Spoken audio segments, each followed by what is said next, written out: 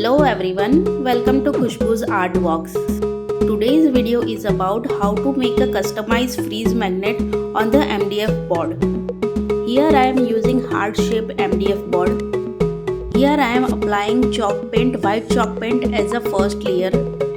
Now using parrot color chalk paint as a second layer.